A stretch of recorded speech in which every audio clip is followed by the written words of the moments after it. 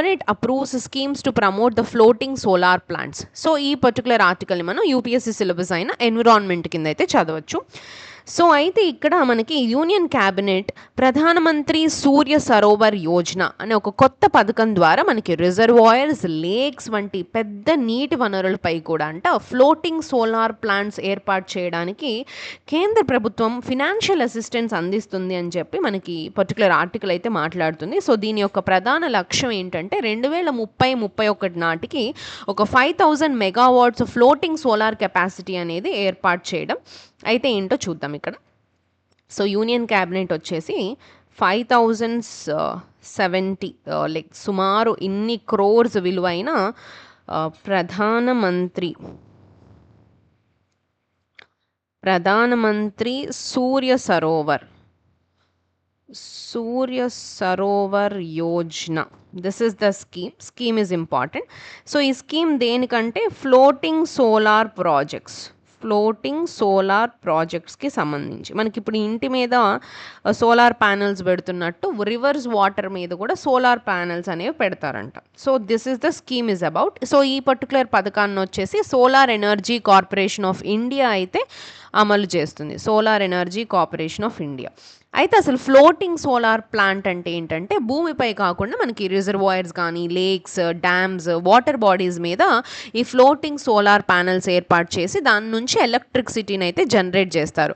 For example ఒక పెద్ద dam ఉందనుకోండి, ఆ డ్యామ్లో నీటి మీద మనకి సోలార్ ప్యానెల్స్ని ఫ్లోటింగ్ ప్లాట్ఫామ్స్గా ఏర్పాటు చేస్తారు. సో దాని ద్వారా మనకి సన్ రేస్ అక్కడ పడి ఎలక్ట్రిసిటీని తయారు చేస్తారనమాట.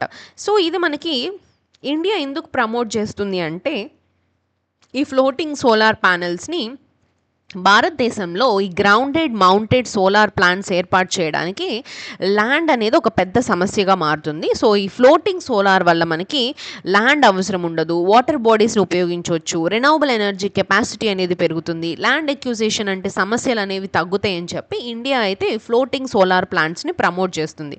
సో మెయిన్ టార్గెట్ ఏంటంటే 2030-31 కల్లా మనకి 5000 మెగావాట్స్ ఫ్లోటింగ్ సోలార్ కెపాసిటీ ఏర్పాటు చేయడం అనేది టార్గెట్ అనమాట. సో ప్రస్తుతం భారతదేశంలో కేవలం 0.7 గిగావాట్స్ ఫ్లోటింగ్ సోలార్ కెపాసిటీ మాత్రమే ఉంది. అయితే దేశంలో సుమారుగా 102 గిగావాట్స్ ఫ్లోటింగ్ సోలార్ పొటెన్షియల్ ఉందని చెప్పి అంచనా అయితే వేశారు. సో అయితే ఈ పథకం కింద సహాయం పొందే ప్రాజెక్ట్స్ కనుక చూసుకుంటే మనం బ్యాటరీ ఎనర్జీ స్టోరేజ్ సిస్టమ్ కూడా ఏర్పాటు చేయాలి అని చెప్పి, కనీసం 2 గంటల బ్యాటరీ స్టోరేజ్ ఉండాలి. మొత్తం కార్యక్రమం కింద ఒక 10,000 మెగావాట్స్ స్టోరేజ్ కెపాసిటీ అయితే లక్ష్యంగా అయితే పెట్టుకున్నారు. సో అయితే మనకి బ్యాటరీ స్టోరేజ్ ఎందుకు ఇంపార్టెంట్ అంటే సోలార్ పవర్ అనేది కేవలం పగలు మాత్రమే మనకి జనరేట్ అవుతుంది కదా.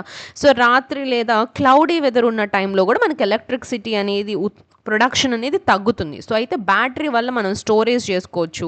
పీక్ డిమాండ్స్ ఉన్న టైంలో దాన్ని సప్లై చేయడానికి కానీ, గ్రిడ్ యొక్క స్టెబిలిటీకి కూడా మనకి స్టోరేజ్ అనేది ఉపయోగపడుతుంది.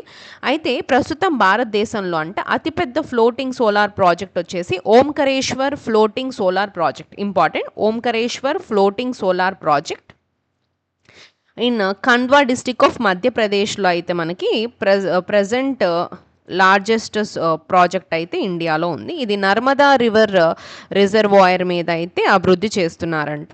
సో ఈ ఫ్లోటింగ్ సోలార్ వల్ల అడ్వాంటేజెస్ ఏంటంటే ల్యాండ్ సేవ్ అవుతుంది, వాటర్ ఎవాపరేషన్ని తగ్గించవచ్చు, better efficiency and also clean energy మరియు ఎనర్జీ సెక్యూరిటీకి ఇది ఉపయోగపడుతుంది. బట్ దీంట్లో కూడా కొన్ని ఛాలెంజెస్ అయితే ఉన్నాయి. లైక్ ఇనీషియల్గా దీని కాస్ట్ ఎక్కువ ఉండడం, మెయింటెనెన్స్ కానీ, వాటర్ క్వాలిటీపై ప్రభావం చూపడం, ఈ సైక్లోన్స్, స్ట్రాంగ్ విండ్స్ వచ్చినప్పుడు కానీ ఆక్వాటిక్ ఎకోసిస్టమ్ మీద కూడా కొంచెం ప్రభావం చూపే అవకాశాలు ఉన్నట్లుగా మనకైతే చెప్తున్నారు. Okay, the scheme is important here, ప్రధానమంత్రి సూర్య సరోవర్ యోజన. సో ఒకసారి క్విక్గా చూద్దాము. The cabinet approved a 5,070 crore scheme to promote the floating solar power projects. The target is 50,000 megawatts floating solar capacity by 2030-31. Projects on the reservoirs will receive central financial assistance. Includes the battery energy storage to improve the renewable energy reliability. Important for UPSC in the points of renewable energy, floating solar, energy transition and climate actions. ఈ points కింద అయితే మనం ఈ ఆర్టికల్స్ని అయితే చదువుకోవచ్చు. Okay.